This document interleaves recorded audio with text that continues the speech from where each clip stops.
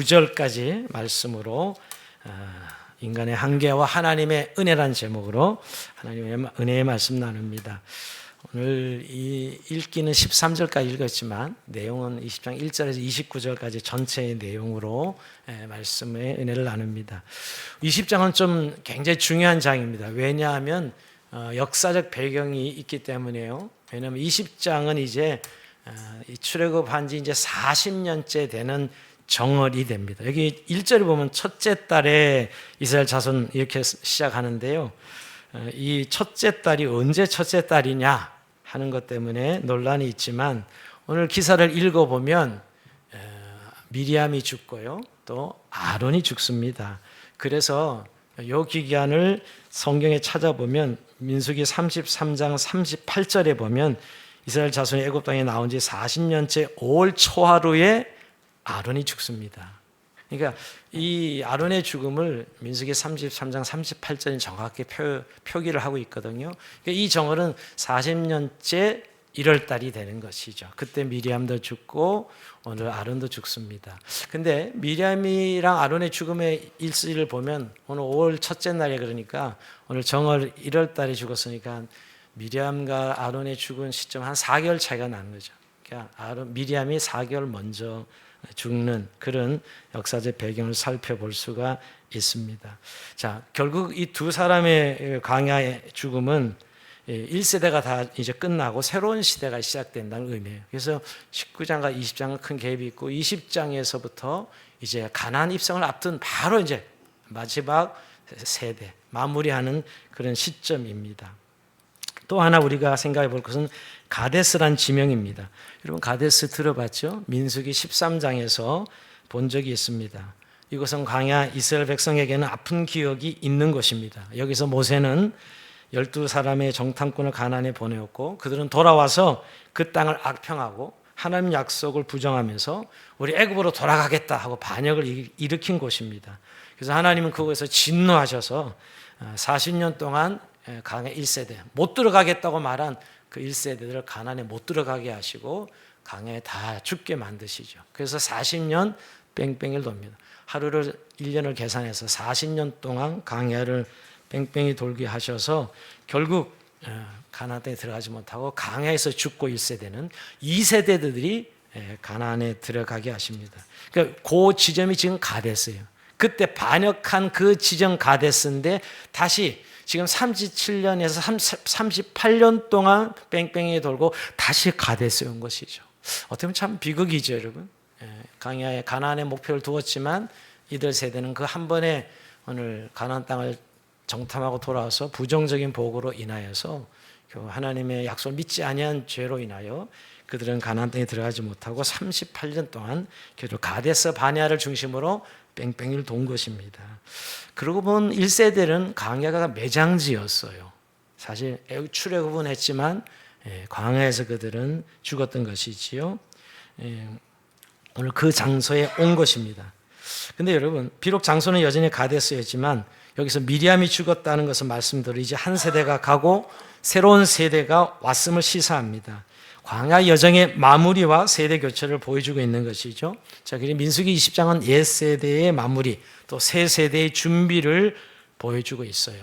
우리가 좀 20장 전체를 보면 1절에서 5절까지, 즉 미리암의 죽음이 기사가로 나와 있고 또 물이 없어서 백성들이 원망합니다. 이건 다반사이긴 한데요. 오늘 이 사건을 통해서 오늘 이제 두 번째 무리바 사건으로 이어지죠. 그래서 이때까지 보지 못했던 모세의 실수를 보게 됩니다. 그래서 결국 무리바 사건으로 오늘 모세가 가나안 땅에 들어가지 못한다는 청천벽력의 하나님의 징계를 받게 되지요.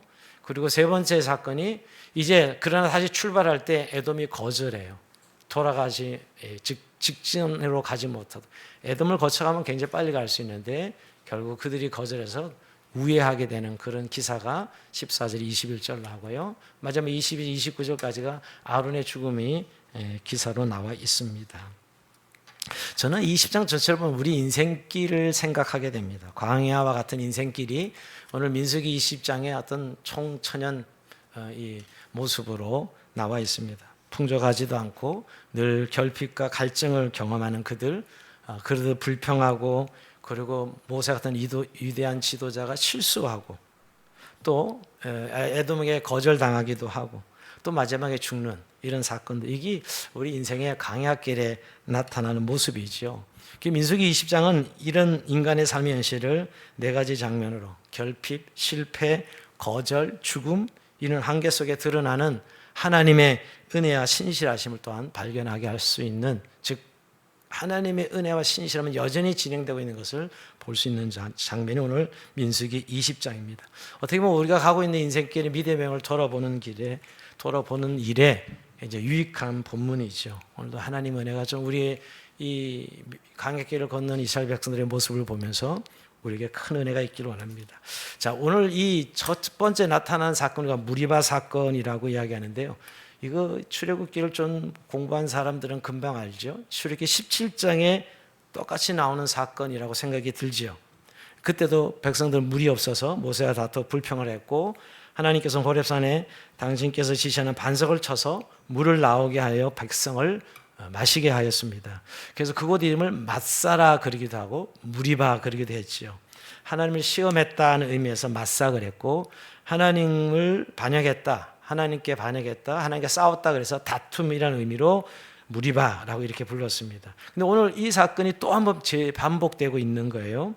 근데 여러분, 장소는 그 장소가 아닙니다. 출애굽기 17장의 무리바. 근데 오늘 여기도 무리바라고 표현되어 있지만 장소는 같지 않습니다. 출애굽기 17장의 무리바는 가나안 가까운, 즉 이 가나안에 가까운 그 시내 반도 남단에 있는 무리바고요. 즉 르비딤 근처의 장소가 출애굽기 17장의 이 장소고, 오늘 이 본문에서 말하는 장소는 이 신강야 가데스 바네에서 가까운 강야의 무리바입니다.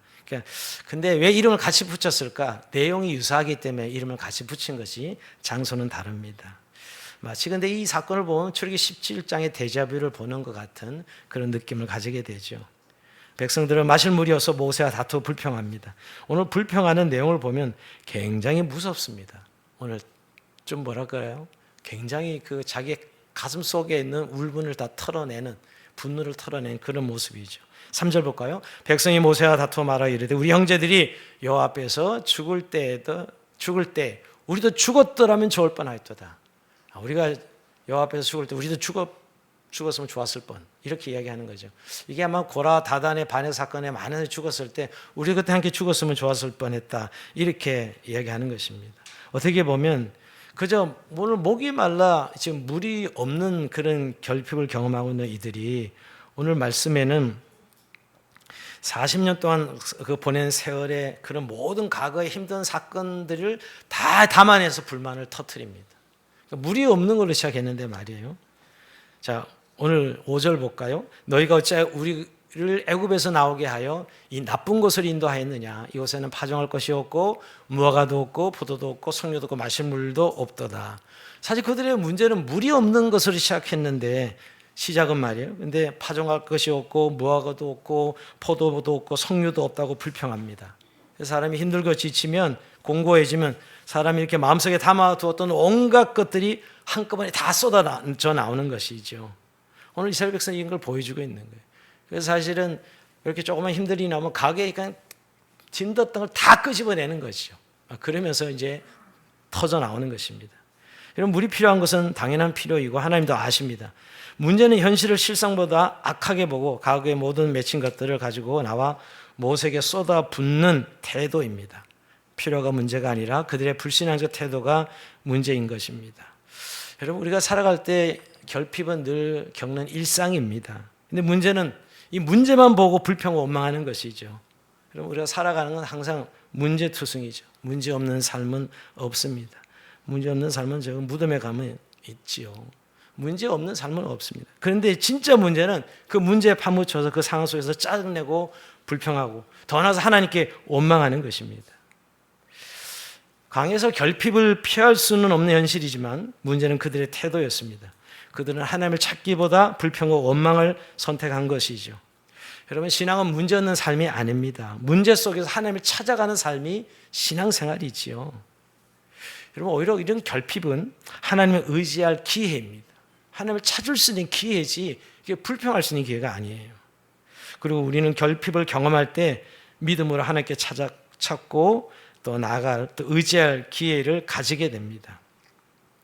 여러분, 빌립보서 4장 19절에 보면 이런 말씀이 있어요. 나의 하나님이 그리스도 예수 안에서 영광 가운데 풍성한 대로 너희 모든 쓸 것을 채우시리라. 사실 이렇게 우리가 결핍을 경험하지만 바울이 고백할 때도 풍족할 때 고백한 게 아니라고요. 정말 결핍을 진하게 경험할 때지만 하나님 앞에서 이렇게 믿음으로 고백할 때 하나님 채우심을 경험했던 것이죠. 우리는 이 약속을 붙잡아야 됩니다. 부족한 하나님의 공급을 경험하는 기회가 됩니다. 이스라엘은 모세와 아론을 향해 불평했지만, 근데 이스라엘 백성들은 불평으로 이것을 선택해서 불신앙으로 갔지만 모세와 아론은 하나님 앞에 엎드렸습니다. 즉 모세와 아론은 역시 지도자는 다르죠. 불평 대신 기도를 택하는 것이었어요. 이게 바로 믿음입니다. 원망은 문제를 학대하지만 기도는 늘 문제를 하나님께 올려드립니다. 믿음의 사람은 문제를 사람에게 쏟아내지 않고 하나님께 가져가는 것이죠. 여러분, 오늘 우리가 얼마나 많은 결핍을 경험합니까? 이 풍요로운 시대에도 우리가 늘 부족을 경험하고 결핍을 경험합니다. 이때 우리는 불평 원망하지 말고 정말 기도로 하나님께 나가야 될 때입니다. 하나님께 가서 구해야 될 때죠. 그때 하나님께서 오늘 역사하시잖아요. 오늘 물을 터쳐들에게 공급하신 하나님, 그 은혜를 누리시는 저희 여러분 삶이 되길 주의 이름으로 축원드립니다. 근데 오늘 본문은 오늘 여기에 초점을 맞추기보다는 여러분, 백성들은 늘 그래 왔으니까 여러분, 백성들은 참 변하지 않아요. 40년이 되었는데도 이 태도는 별로 바뀌지 않습니다. 그런데 오늘 성경의 초점은 모세와 아론의 반응에 있습니다. 이번에도 모세와 아론은 해먹물에 엎드렸고 하나님의 영광이 그들 중에 나타났습니다. 여러분, 이 모습은 참 지도자만이 가지는 참 모세 아론의 믿음의 모습이지요. 아마 이 일로 백성들이 불평하다가 주춤했을 것이에요. 역시 우리 지도자 모세 아론은 다르네 하고 하나님 앞에 엎드리는 그 모습 말이에요. 그리고 그때 하나님께서 모세에게 말씀하시죠. 8절 볼까요? 지팡이를 가지고 내 형 아론과 함께 회중을 모으고 그들의 목전에서 너희는 반석에게 명령하여 물을 내라 하라. 내가 그 반석에 물을 내게 하여 회중과 그들의 짐승에게 마시게 할지니라. 이렇게 말씀합니다. 어떻게 보면 하나님께서는 출애굽기 17장에서처럼 한 반석을 지시하시고요, 돌을 지시하시고 그 반석을 명하여 물을 내게 마시게 하라고 하십니다. 그런데 이어지는 모세의 행동이 놀랍습니다. 여러분 10절 볼까요? 모세와 아론이 회중을 그 반석의 앞에 모으고 모세가 그들에게 이르되 반역한 너희여 들으라. 우리가 너를 위하여 이 반석에 물을 내라 하고. 이때까지 보지 못한 모세의 모습이에요. 모세의 온유가 지면에 가장 승하다, 이렇게 표현했는데도 모세가 진짜 열받은 모습이에요. 이 반역한 너희여 하면서 이 반석에서 물을 내라 이렇게 소리를 칩니다. 그러면서 소리치면서 그냥 이 반석을 2번 때리치는 거예요. 화가 난 거죠. 분노한 거예요, 사실은.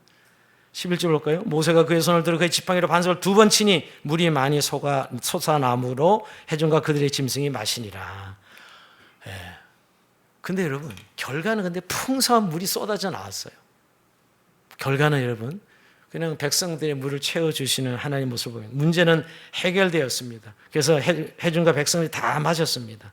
어떻게 보면 이스라엘 백성들 눈에는 하나도 이상할 것이 없었을지 모릅니다. 한 가지 이상한 온유한 모세가, 그토록 온유한 지도자가 아니 왜 저기 열을 내지? 왜 저기 분노하지? 하는 거, 이거 빼고는 문제가 없었어요. 그래서 사람들은 결과만 좋으면 뭐예요? 다 괜찮다고 생각하는 그런 경향이 있지 않아요? 결과만 좋으면 뭐 동기든 과정이든 수단이든 어떤지 괜찮고 이 결과만 좋으면 된다. 한국 사회가 제일 지금 어려움을 겪는 이 부분에서 결과주의죠. 결과지상주의. 동기가 어쨌든 뭐 수단이 어쨌든 뭐 되는 것만 되면 되지, 이런 것들인데 사람들은 그런 생각에 빠지죠. 오늘 모세가 기도해서 그렇게 물이 나왔어 하면 끝날 수 있는 문제인데 하나님은 그렇게 끝내지 않습니다. 오늘 모두가 예상하고 바라는 좋은 결과가 나왔지만 하나님은 그 모세의 동기, 모세의 그 수단, 모세의 그 과정을 인정하지 않았습니다. 여러분, 하나님께서 진노하셔서 12절에 이렇게 말씀하십니다. 12절 볼까요? 여호와께서 모세와 아론에게 이르시되 너희가 나를 믿지 아니하고 이스라엘 자손의 목전에서 내 거룩함을 나타내지 아니한 고로 너는 이 회중을 내가 그들에게 준 땅을 인도하여 드리지 못하리라. 자, 드디어 청천벽력의 징계를 내립니다. 너는 가나안 땅에 들어가지 못해. 너는 여기까지야 하고 하나님 어마어마한 징계를 내립니다. 근데 왜 그런 징계를 내는지 하나님께서 설명하세요. 첫 번째는 나를 믿지 않았다. 모세가 40년 내에 신실하게 하나님을 믿었는데 오늘 적어도 이 장면에서는 네가 나를 믿지 않았다. 불신을 죄를 지적하고, 두 번째는 하나님의 거룩함을 나타내지 않았다 이렇게 말씀하십니다. 그러므로 너는 가나안 땅에 들어가지 못한다 이렇게 말씀하시죠. 어떻게 보면 너무 좀 하시다, 하나님 너무 하시다는 생각이 들지 않습니까? 지금까지 40년을 인내하면서 하나님의 백성을 인도하여서 여기까지 온 모세와 아론을 이 사소한 일로 가나안 땅에 들어갈 수 없다고 하시니 말입니다. 자, 우리는 사소한 일이에요, 사실은. 그죠? 한 번의 실수인데 그것도 이때까지 얼마나 신실하게 모세가 잘 감당했습니까? 근데 하나님의 관점은 달랐습니다. 오늘 12절이 그것을 보여준 것이에요. 우선 불신의 문제를 지적하셨고 하나님의 거룩하심을 훼손한 일이었습니다. 여러분, 모든 죄는 불신이에요. 여러분, 우리 안에 성령께서 제일 많이 하시는 일이 죄에 대해서 책망하시는 것입니다. 우리가 입술로 믿는다 하지만 마음의 우리 상태를 아시는 성령님께서 네가 나를 믿지 않는다 이렇게 성령께 책망할 때 많습니다. 제가 제일 많이 회개할 때 그때요. 마음의 성령께서 네가 나를 믿지 않아. 말로는 목사니까 믿는다 그러는데 믿지 않아. 이 책망이죠. 이런 믿지 않으면 책망하시는 것이에요. 왜냐하면 하나님이 하시리라는 생각이 아니라 자기가 물을 내는 것처럼 이렇게 선포했기 때문이에요. 그래서 여러분, 믿음을 하지 않은 모든 것은 죄다 이렇게 성경 로마서에 말씀하는 것도 그 때문입니다. 그 죄는 결국 하나님의 거룩하심과 성품을 드러내는 대신 도리어 훼손하죠. 모세는 하나님께서 백성을 향해서 물을 공급해 주시려는 은혜와 자비와 선하심을 자신의 분노로서 훼손해 버린 것입니다. 이 반역자들이요 하면서 마치 자신이 심판자야. 자기가 하나님이요. 자기가 하나님 자리를 깨차고 이 반역한 자들이 이렇게 나선 것이죠. 여러분, 누가 공급하세요? 물은 하나님이 공급하시는 분인데 자기가 공급하는 양, 이 반역한 자들이라면서 자기가 심판자 자리에 딱 앉는 것이었죠. 이게 하나님의 거룩함을 훼손한 것입니다. 여러분, 하나님의 종은 하나님의 거룩함을 드러내고 반영해야 됩니다. 참 이 하나님의 종의 자리가 이렇게 힘든 거예요. 하나님의 거룩하심을 드러내는 자리인데 자기의 분노를 드러내는 자리로 그 자리를 훼손한 것이죠, 여러분. 모세가 반석에게 명하여 물을 내라는 말씀을 듣고서도 오늘 지팡이로 2번이나 쳐서 물을 냈다는 것은 그가 분노하고 흥분하였음을 보여줍니다. 그래서 오늘 민수기 20장 13절 이렇게 결론을 내리죠. 자, 이스라엘 자손이 여호와 다투었으므로 이를 무리와 무리라 하니라. 여호와께서 그들 중에서 그 거룩함을 나타내셨더라. 하나님은 백성 앞에서 거룩함을 나타내고 싶어 하셨습니다. 그런데 모세는 지도자의 자리를 이용해서 자신의 감정과 혈기를 앞세웠습니다. 결국 백성들에게는 하나님의 거룩하심과 신실하심이 아니라 인간 지도자 모세의 분노와 실패가 드러난 것이죠. 이 사건 때문에 결국은 모세는 가나안에 들어가지 못하는 그런 징계를 받습니다. 여기는 또 깊은 신학적인 의미가 있어요. 우리가 구약을 보면서 여러분, 신약에 예수님을 보지 못하면 구약은 이스라엘 역사책에 지나지 않아요. 우리가 구약의 이스라엘 역사책을 공부할 이유가 없지요. 오늘 우리가 구약을 보는 것은 이 신약 속에, 이 구약 속에 예수 그리스도가 다 나타나 있어요. 그려져 있다는 것이에요. 예표하고 있는 것이죠. 왜냐하면 우리가 이 사건을 이제 해석할 때 출애굽기 17장에서 분명히 반석을 치라 그랬어요. 그래서 쳐서 물을 내었거든요. 그런데 오늘 민수기 20장에는 치라 그랬어요? 아니요. 반석을 향하여 명하라 그럽니다. 반석을 명하여 물을 내라 그러죠. 달라요.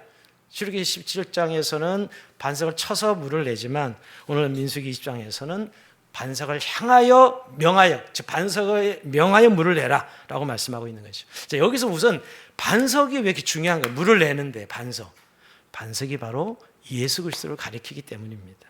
오늘 이 반석에 치라, 반석을 향하여 물을 내라 하신 말씀 속에 반석에 대해서 바울은 고린도전서 10장 1절에서 4절까지 해석해 주고 있어요. 이렇게 해석합니다. 형제들아, 나는 너희가 알지 못하고 원하지 않으니 우리 조상들이 다 구름 아래에 있고 바다 간도를 지나며 모세에게 속하여 다 구름과 바다에 세례를 받고 다 같은 신령한 음식을 먹으며 다 같은 신령한 음료를 마셨으니 이는 그들 따른 신령한 반석으로부터 마셨음에 그 반석은 곧 그리스도시라. 결국 이 반석은 그리스도를 말하는, 예수님을 말하는 것이죠, 여러분.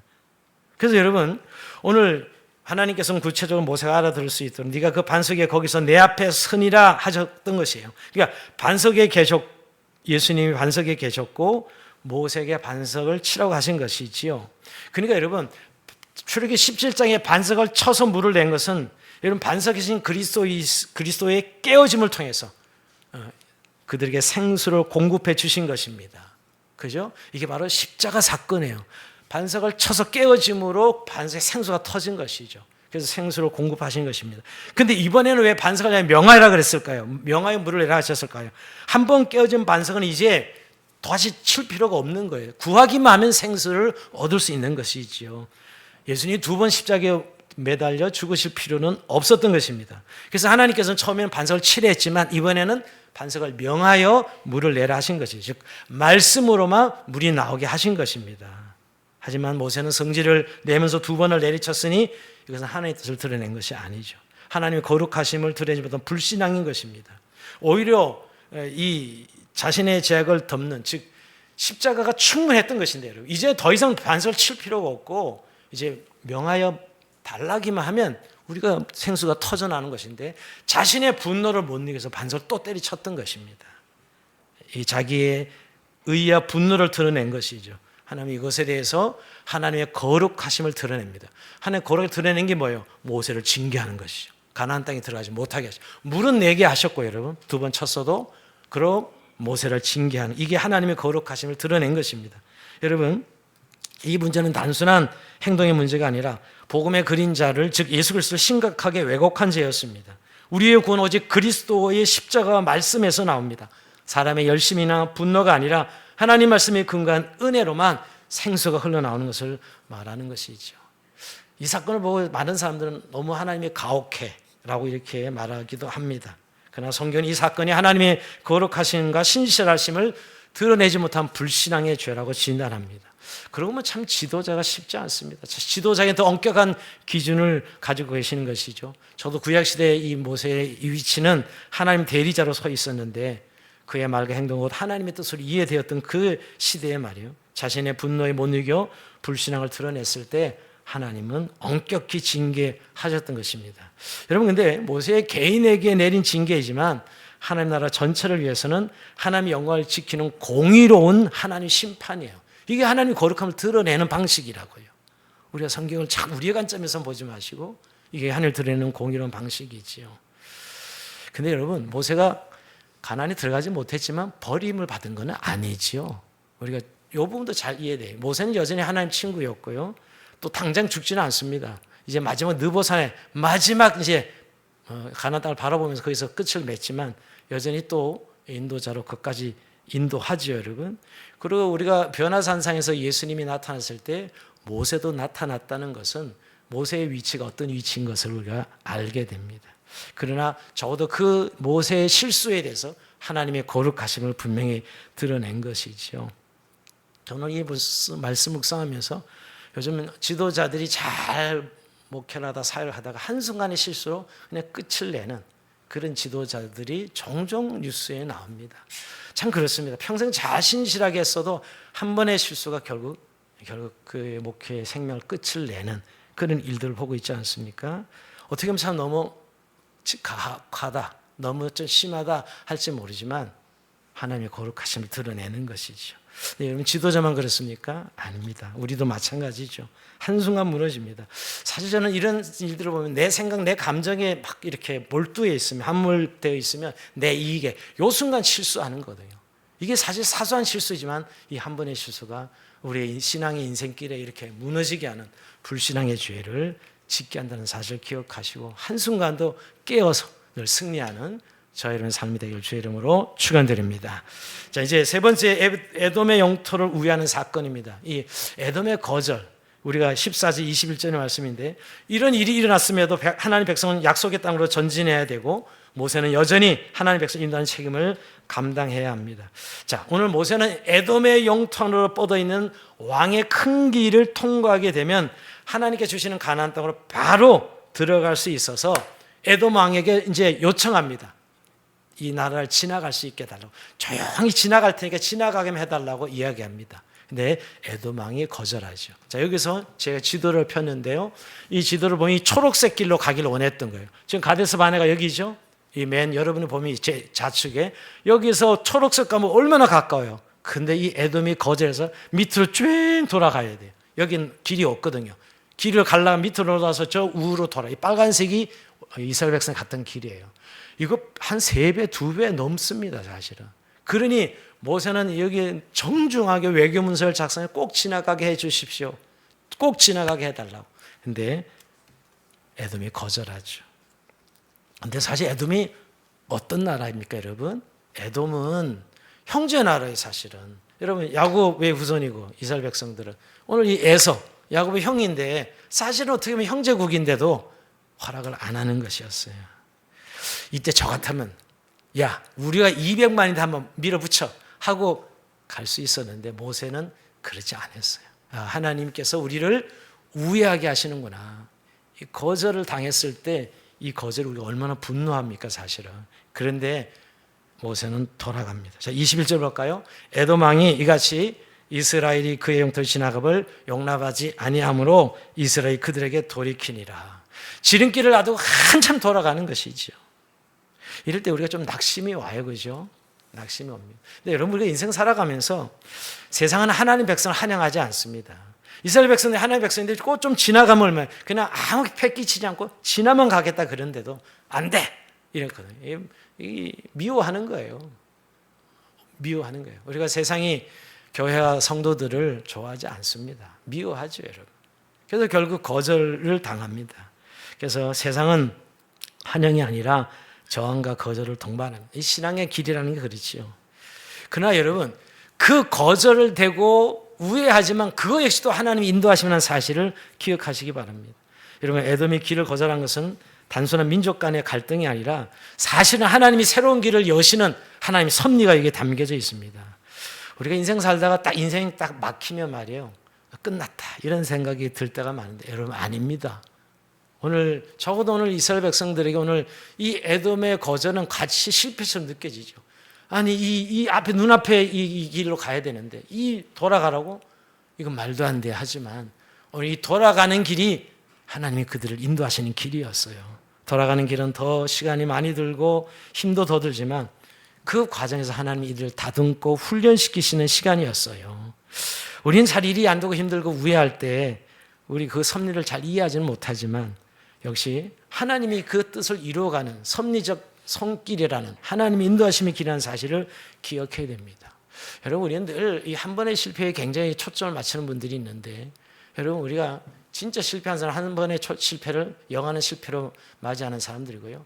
그냥 한 번의 실패는 또 하나님이 인도하심을 믿고 또 나가는 사람들.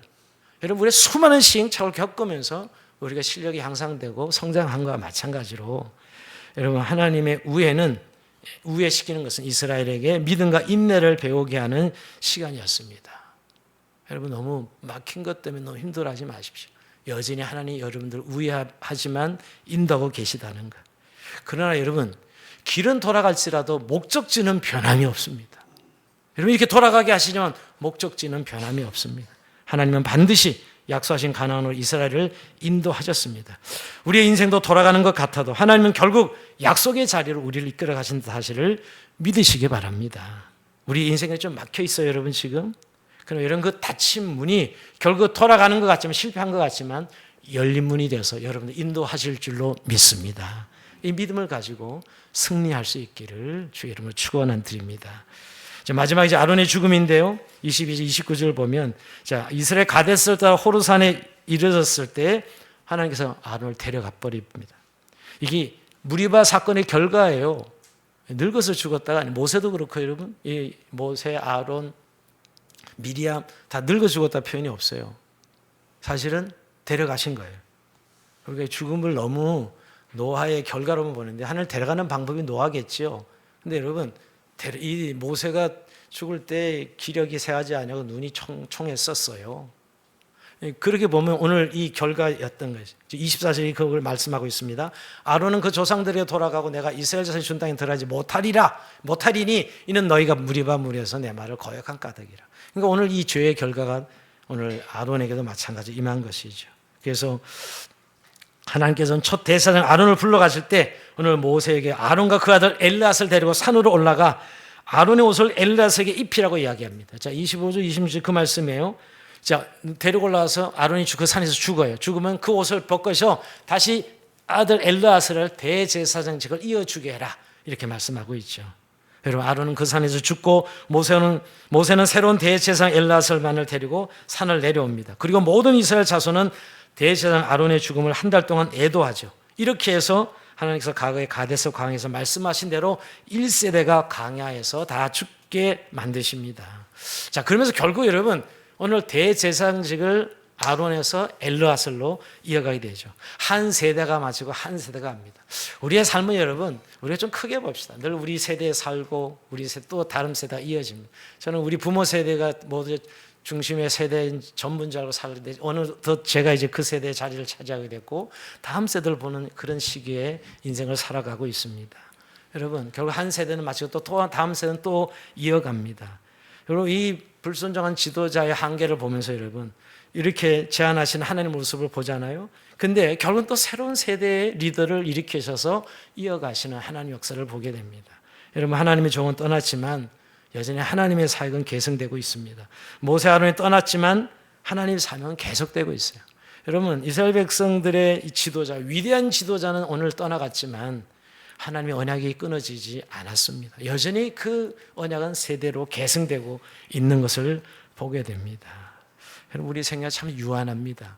여러분, 너무 우리 인생길 이렇게 늘 추석 때 되면 저는 이게 늘 이 돌아갈 고향을 깊이 묵상하게 되는데요. 한 세대가 마무리 또 세대가 이어지는데 하나님은 그 세대에 또 다른 세대를 이어가게 하신다는 거예요.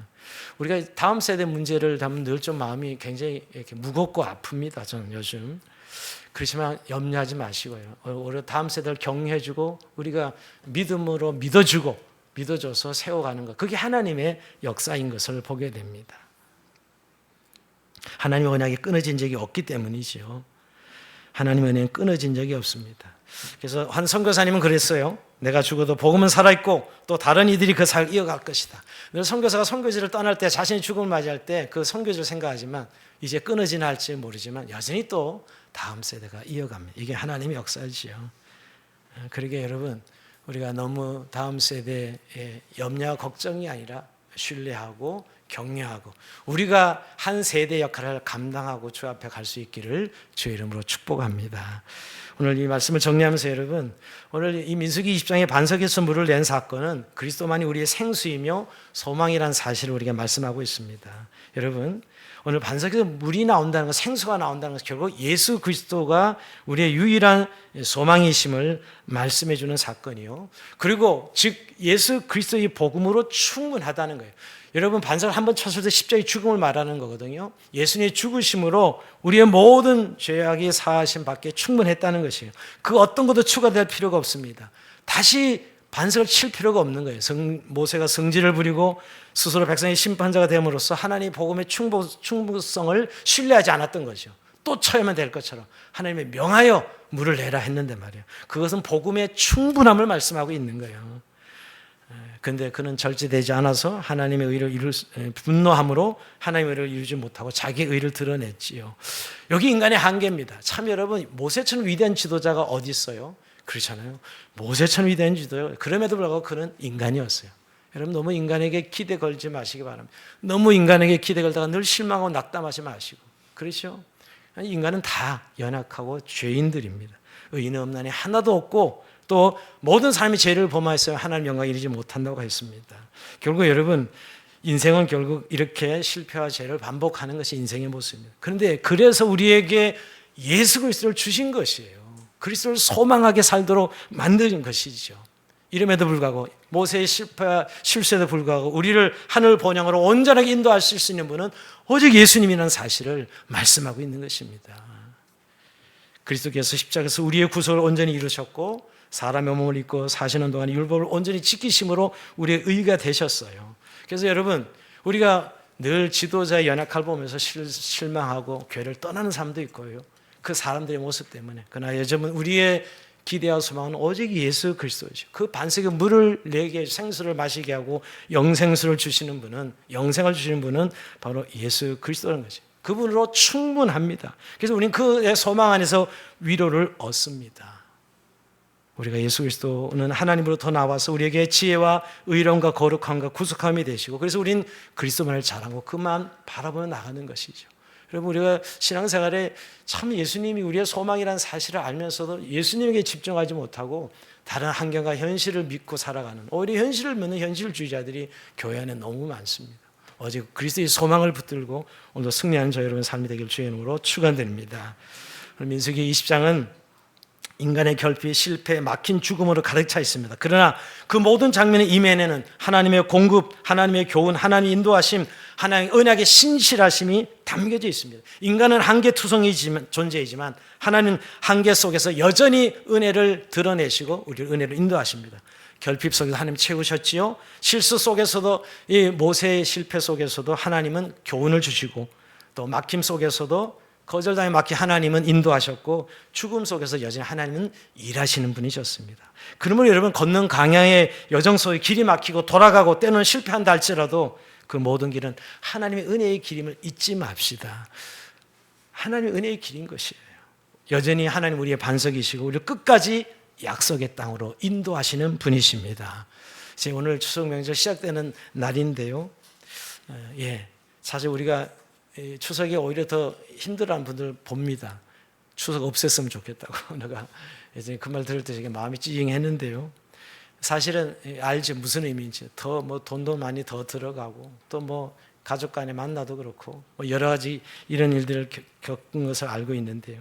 그러나 여러분, 오늘 추석의 풍성함 속에도 우리의 이런 결핍 중에도 감사하는 믿음을 배워야 합니다. 뭐 없는 것 때문에 또 이렇게 빚이 많아 뭐 이러면서 힘들어하는 분들을 볼 때마다 여전히 하나님 여러분 우리의 공급자이시고요.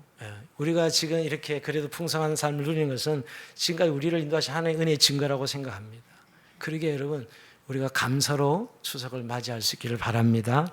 가족들 많이 모이죠, 여러분. 모일 때 오늘 이 모세처럼 실수하지 마시고, 소원과 갈등이 많죠. 오히려 만나면요. 근데 오히려 사랑의 말로 화목하게 하는 그런 자들로, 오늘 명하여 말씀만 명하여 내라 그랬는데 여러분, 그렇게 말로 하나님의 말씀을 대언하고 나눌 때 우리 가정의 화목이 이루어질 줄을 믿습니다. 이렇게 저는 기경길인데요. 마음은 이미 고향에 가서 설교 시간에 드시고 이미 고향에 가 있는 분들이 몇 분이 계세요. 가서 뭘 어떻게 해야 되나 계산하고 계시는데, 오늘은 부산까지 9시간 반이 걸린답니다. 천천히 가세요. 9시간 반이 걸린. 자, 우리 그 길은, 근데 우리 인생길, 뭐 기경길이 근데 순탄하지 않죠. 오늘 에돔의 거절을 보면서 우리가 늘 거절도 당하고 때또는 막히기도 하고 그런데 하나님 우리의 걸음을 근데 인도하고 계시다는 거. 여전히 우리의 걸음을 인도하고 계십니다. 그래서 저는 늘 이 추석 때면 제가 목자의 편지도 그렇게 썼죠. 내 고향 하늘나라 더 깊은 묵상이 이루어지면서 나는 지금 어디 지점에 왔고 어디로 가고 있는가 늘 그 생각합니다.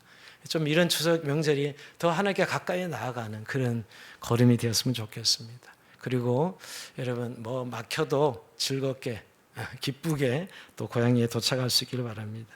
저는 오늘 이 조상을 기억하는 날인데 사실 이제 차례를 근데 지내지 않는 사람이 우리 한국에 10가정 중에 7가정이 지금 차례를 지내지 않는답니다. 65% 지난주에 통계가 나왔더라고요. 야, 한국이 이렇게 빨리 변하고 있는 거예요. 차례를 안 지내는 가정 10가정, 7가정 이제 안 지낸다는 거예요. 참 그걸 보면서 이제 우리가 그러나 늘 세대와 세대 이어가는 조상들을 기억하는 절기가 추석인데 말이에요. 저는 오늘 이 세대를 이어가는 모습을 보면서 여러분 좀 우리에게도 이 추석 명절날 우리 부모님의 신앙 또 우리 세대 또 신앙과 믿음의 유산을 자녀들에게 이렇게 정말 아름다운 스토리로 정말 잔소리하지 말고 우리 자녀들을 만나면 격려하고 신뢰해주고 믿어주면서 우리의 믿음의 스토리를 좀 나눌 수 있는 기회가 또 이런 추석이 아닌가 하는 생각을 합니다. 너무 놀이나 노는 거에만 우리가 몰두하지 말고 이 추석에 정말 우리가 갖는 이 믿음의 길을 함께 나누면서 하나님 은혜의 충만한 은혜를 누리는 이 추석 명절이 되기를 또한 주의 이름으로 축원드립니다. 자, 우리 찬송합니다.